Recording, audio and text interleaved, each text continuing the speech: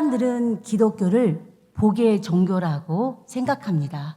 사실 기독교는 복의 종교를 넘어서 관계의 종교라고 말할 수 있습니다. 복은 하나님과 나 사이의 관계가 성립되면 그 다음으로 자연적으로 주어지는 것입니다. 물론 여기에는 하나님의 전적인 은혜로 일반 은총과 특별 은총이 있습니다. 일반 은총은 믿는 자이든 믿지 않는 자이든 하나님께서 동일하게 주시는 복입니다. 왜냐하면 믿지 않는 자들도 하나님의 피조물이기 때문입니다. 다시 말하면 하나님도 그들을 사랑하십니다. 이것이 바로 천지창조의 은혜입니다. 반면에 특별 은총은 이 모든 것을 누림과 동시에 주님과의 관계에서 주어지는 복입니다. 성경을 보게 되면 하나님은 언제나 가족 개념을 도입하셔서 아버지와 아들 그리고 신랑과 신부라는 관계로 말씀하셨습니다. 이 관계는 일종의 계약으로 성립됩니다. 그러나 일방적인 것이 아니라 상호 간의 인격적인 만남을 통하여 이루어지는 것입니다. 성경을 자세하게 보게 되면요, 하나님께서 에덴 동산에서 아담과 맺으시고 홍수 이후에 노아와 맺으시고 그리고 갈대아 우르를 떠나는 아브람과 맺으셨습니다.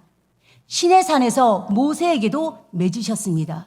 그리고 마지막으로 예수님을 통하여 완성되었습니다. 그런데요, 이 관계의 성립은 서로가 공평해야 하는데 언제나 하나님은 손해보시는 편입니다. 하나님은 을, 우리는 갑이었습니다. 사랑하는 성도 여러분, 우리의 모습을 보십시오. 받은 은혜가 많음에도 불구하고 불평과 불만으로 일관하면서 하나님을 원망하지 않았습니까? 나의 삶을 원망하지 않았습니까? 그래도 하나님은 그러한 우리들의 모습을 보시면서 끝까지 참으시고 언젠가는 우리가 돌아오게 하시면서 기다리시는 사랑의 하나님이십니다. 그런 하나님을 우리가 바라볼 때 어찌 우리가 불평과 불만만을 내세울 수가 있겠습니까? 릭 워렌의 목적이 이끄는 삶에서 하나님과의 관계에 이어서 사랑과의 관계를 회복하는 7가지 성경적인 방법을 제시해 주었습니다. 첫째는 사람에게 이야기하기 전에 하나님께 이야기하라. 둘째는 항상 먼저 다가가라. 셋째는 그들의 감정에 공감하라. 넷째는 나에게도 잘못이 있음을 고백하라. 다섯째는 사람을 공격하지 말고 문제를 공격하라. 여섯째, 할 수 있는 한 협력하라. 7번째, 해결이 아니라 화해를 강조하라. 하나님께서는 가족의 개념에서 고린도후서 5장 18절 말씀처럼 사람과 사람 사이의 관계 성립도 중요하게 여기셨습니다. 하나님은 우리를 만드신 창조주이십니다. 아멘. 동시에 우리를 보살피시는 섭리자이십니다. 결코 우리를 고와 같이 내버려 두지 않으시는 분이 바로 우리의 하나님 여호와 아버지이십니다. 아멘. 하나님께서는요, 우리를 향하신 아름다운 뜻과 관계 회복을 통하여서 이루어 주실 것입니다. 그러므로 하나님과 나 사이에 막힌 것이 없도록 우리 자신을 점검해 보는 시간이 되었으면 좋겠습니다. 아멘. 그렇다면 하나님과의 관계가 잘 이루어지기 위해서는 어떻게 해야 할까요? 첫째, 하나님의 법을 잊어버리지 않아야 한다라고 본문 1절에서 말씀하고 있습니다. 사실 법이라는 말만 들어도 무겁고 답답하다고 생각하는 사람들이 많습니다. 법은 죄를 지은 사람에게만 적용되지 정직하게 살아가는 사람들에게는 필요 없는 것이라고 말씀합니다. 그러나 성경에서 말하는 법은요, 하나님께서 이스라엘 백성들을 사랑하셨기 때문에 주신 사랑의 표현이었습니다. 출애굽하여 광야 생활 40년을 살았던 이스라엘 백성들에게 하나님께서는 거룩한 백성으로서의 관계를 유지시키기 위해서 이방인들과 다른 구별을 주셨던 것입니다. 그것이 바로 하나님의 법, 계명이었습니다. 신명기 6장 1절에서 이렇게 말하고 있습니다. 우리 함께 1절과 2절 읽어보도록 하겠습니다. 시작. 이는 곧 너희의 하나님 여호와께서 너희에게 가르치라고 명하신 명령과 규례와 법도라. 너희가 건너가서 차지할 땅에서 행할 것이니 곧 너와 내 아들과 내 손자들이 평생에 내 하나님 여호와를 경외하며 내가 너희에게 명한 그 모든 규례와 명령을 지키게 하기 위한 것이며 또 내 나를 장구하게 하기 위한 것이라. 아멘. 하나님께서 이처럼 법을 주신 근본적인 목적이 우리를 사랑하심이란 것을 깨달으면 그 법을 지키는 것은 우리의 마음먹기에 달려있다라고 신명기 30장 11절에서 14절에 말씀하고 있습니다.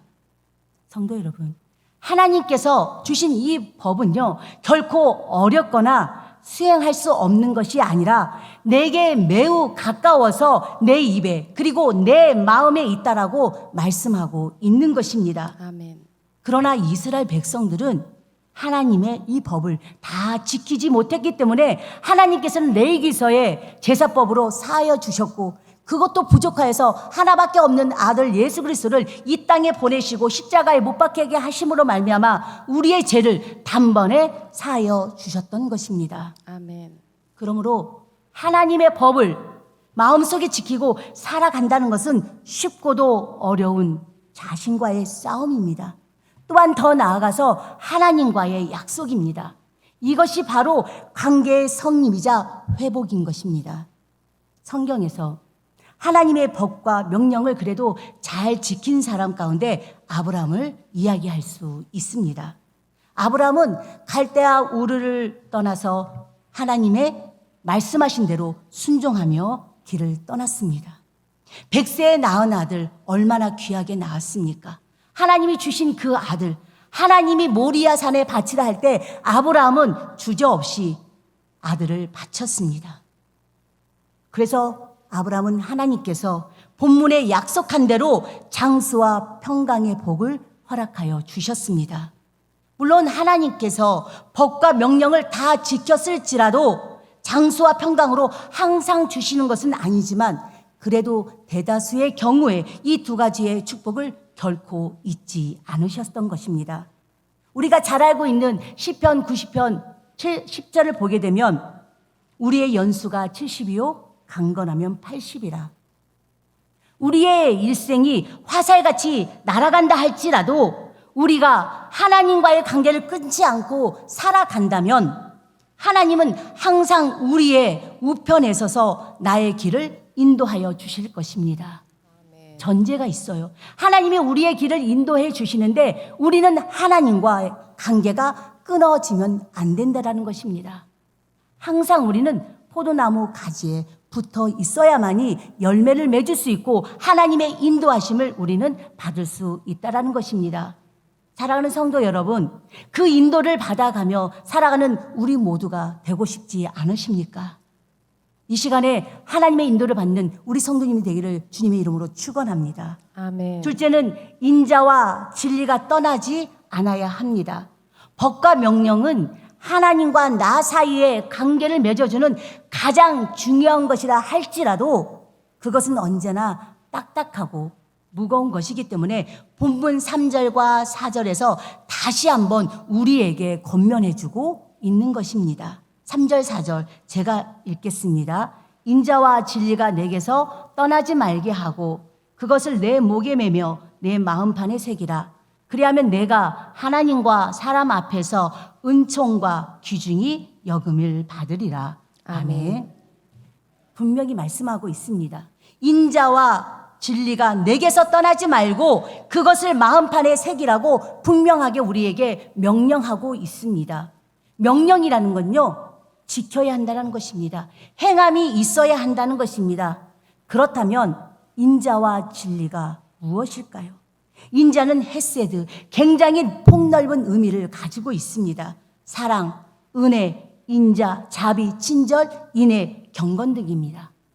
진리는 거짓 없이 진실하다는 의미를 가지고 있습니다.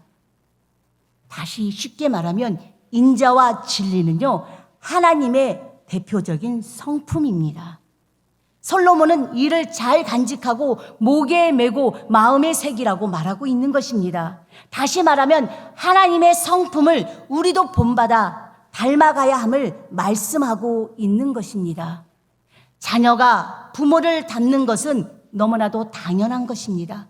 그런데 어찌 전지전능하신 하나님을 우리가 본받지 않는다라면 우리가 누구를 롤모델로 삼고 그 모습을 본받아 나아갈 수 있겠습니까?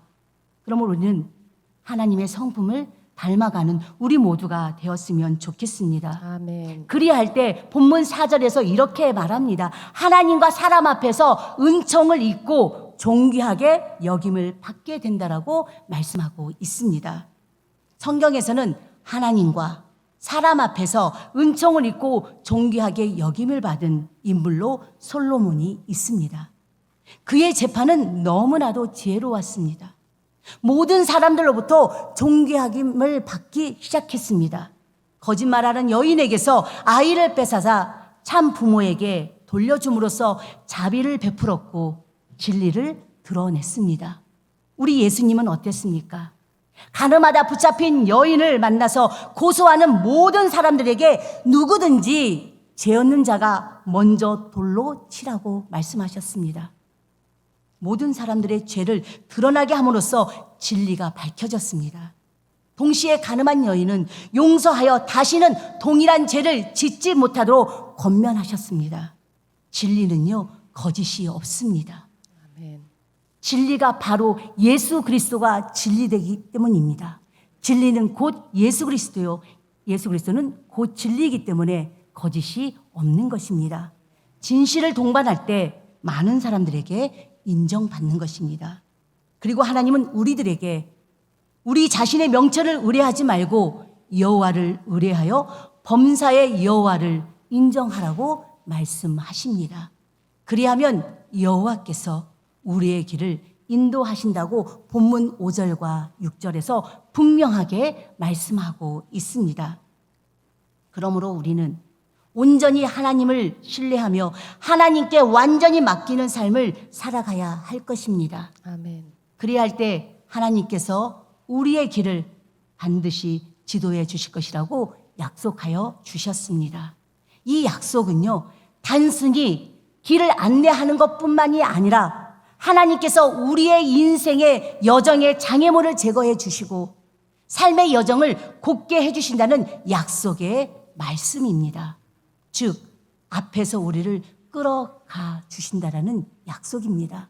내가 지치고 힘들다 할지라도 주님은 나를 붙들고 나를 끌고 가시기 때문에 우리는 주저할 수 없다라는 것입니다.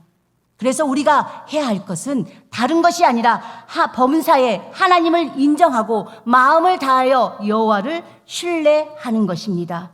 그리할 때 하나님께서 우리의 길을 인도해 주십니다. 사랑하는 성도 여러분, 우리는 오늘 말씀을 통해 나의 삶의 자리에서 무엇을 어떻게 결정해야 할지, 어떻게 살아야 될지 고민하지 말라고 성경이 답을 제시하여 주고 있습니다. 그러므로 이 시간 저와 여러분은 하나님께 모든 것을 맡기는 결단의 시간들이 되시길 주님의 이름으로 축원합니다. 아멘. 마지막으로 하나님과 관계가 잘 이루어졌을 때 내 창고가 가득히 차고 내 포도즙들에 넘친다라고 말씀하고 있습니다. 서두에서 다루었던 것처럼 법을 잃어버리지 않고 마음으로 명령을 지키라고 요구하였습니다. 두 번째는 인자와 진리가 내게서 떠나게 하지 말라. 내 목에 메고 마음판에 새기라. 세 번째는 마음을 다하여 여호와를 신뢰하고 내 명철을 의지하지 말라.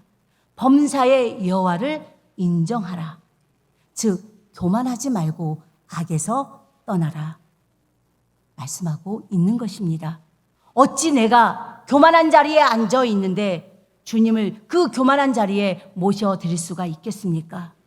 내가 세상과 짝하여 살고 있는데 어찌 그곳에 주님을 모셔드릴 수가 있겠습니까?